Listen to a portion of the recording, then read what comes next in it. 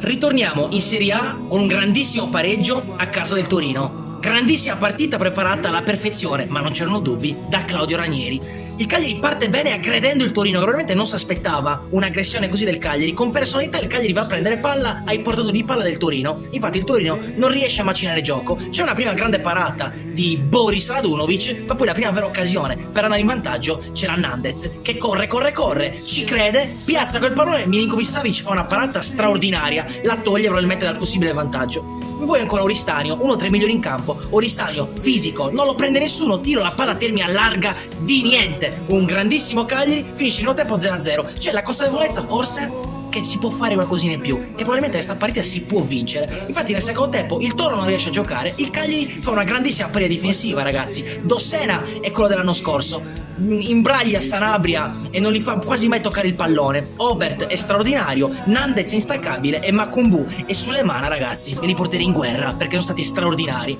Nandez esce, entra un grandissimo Yankto che deve recuperare ancora la forma, ma Yankto ha fatto molto bene. Zappa è straordinario.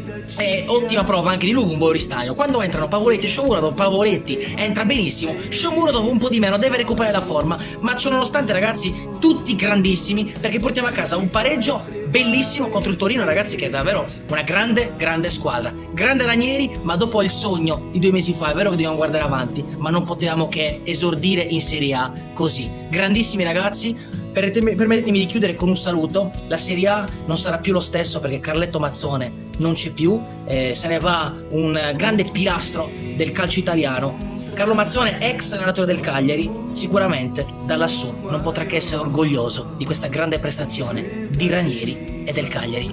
Ciao Carletto.